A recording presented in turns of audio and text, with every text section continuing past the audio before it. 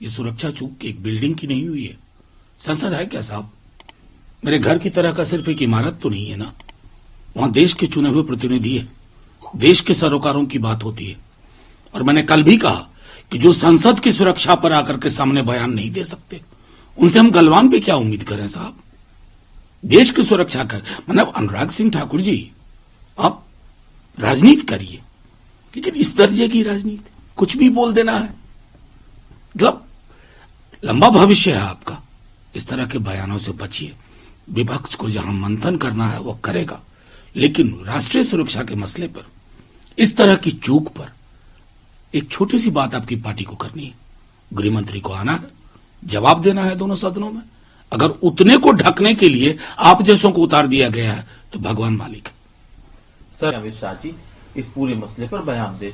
अमित शाह जी ने एक TV interview में ये बातें कही हैं जो संसद सुरक्षा से जुड़ी हुई चीजें हैं। उसमें उन्होंने कहा है कि विपक्षी दल सिर्फ राजनीति कर रहे हैं। मैं आपके माध्यम से एक बात कहूं, एक परंपरा रही है इस देश की, पहली सरकार से लेकर के अब तक, जब संसद सत्र चल रहा हो तो संसद में बयान दिया जाता है इस तरह के कम से कम गंभीर मसलों पर।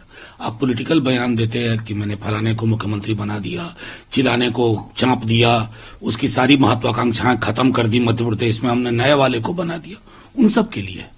लेकिन ये जो सबके पूरे देश का विषय है, आप एक किसी चैनल में जाकर के बात रखते हैं और आपको इतनी समझ तो होनी चाहिए।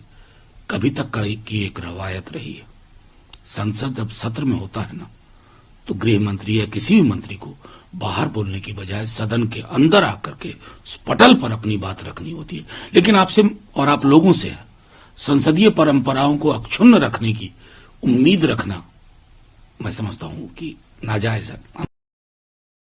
उन्होंने तो जो टेररिस्ट ऑर्गेनाइजेशन है खालिस्तान, उस खालिस्तानी टेररिस्ट ऑर्गेनाइजेशन जो हैं उनके नेताओं की एक्टिविटीज को लेकर के भी सवाल खड़ा कर दिया कि जो भारत विरोधी तत्व हैं वो कनाडा में क्या कर रहे हैं। मैं तो सीधी बात एक बात कहना चाहता हूं, जयशंकर जी ने इस पर काफी कुछ बोला, पक्ष विपक्ष में इसमें कोई फर्क नहीं है। अब उनकी मिनिस्ट्री का भी काम ले लिया है क्या इन्होंने? मैंने जयशंकर जी को उनका मंत्रालय रहने दीजिए साहब, अगले रिशफल में ले लीजिएगा।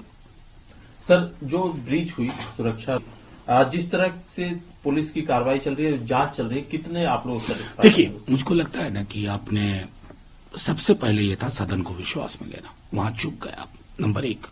नंबर 2, कम से कम मैं गवाह हूं, अपने दल की ओर से मैंने प्रथम दिन जब हम इस बिल्डिंग में आए थे, शायद वो दिन था पहला या दूसरा दिन जब वुमेन रिजर्वेशन बिल हो रहा था, गुजरात महाराष्ट्र से कुछ महिलाएं मोदी मैंने कहा था ये परंपरा उचित नहीं है। कल को मैं ही स्पॉन्सर कर दूं या कोई और विपक्ष के लोग कर दें स्पॉन्सर, वहां से मुर्दाबाद हो। अगर आप देखें, और तब भी मैंने ये कहा था कोई कुछ फेंक भी सकता है, अगर आप देखें तो फ्लोर से उस गैलरी की हाइट कुछ भी नहीं है, कोई प्रोटेक्शन नहीं है। तो ये संरचनात्मक मुद्दे भी हैं इस नए भवन को लेकर के। लेकिन प्रधानमंत्री जी को जल्दबाजी थी, जल्दबाजी इस वजह थी कि नाम पर टिक्का लग जाए जल्दी से, उस पर मेरा नाम गढ़ा चला जाए, आने वाले चीज लोग याद करें कि साहब इन्होंने ये बनाया था। इस तरह की प्रवृत्तियां ठीक नहीं है। तो मेरा मानना है कि सदन को भरोसे में लेना, देश को भरोसे में लेना। सदन क्या है? देश का प्रतिनिधित्व करता है, वो आवश्यक था। सर, लेकिन इसमें लोग कह रहे हैं कि अगर जो विजिटर पास है यही किसी विपक्ष के एमपी द्वारा ये पास जारी किया गया होता और इस तरह की घटना होती उनके पास पर आए हुए गेस्ट की, तो क्या सरकार इस उन्हें कौन कह रहे हैं पता नहीं। हमारे एक साथी हैं सीपीएम के, जॉन बिटास, घटना होते ही उन्होंने कहा मनोज अगर हम या तुम होते ये पास इशू करने वाले तो हम पर यूएपीए लग गया होता। कहीं उनकी चर्चा भी हो रही है, खारिज करने की कोशिश हो रही है, जैसे उनका कोई रोल ही ना हो। मैं मानता हूं एमपी को बहुत तरह की चीज फिल्टर करना मुश्किल होता है, लेकिन कम से कम चीजों को पब्लिक डोमेन में तो रखना होगा। उस पर कुंडली मार के बैठने से बात नहीं बनेगी।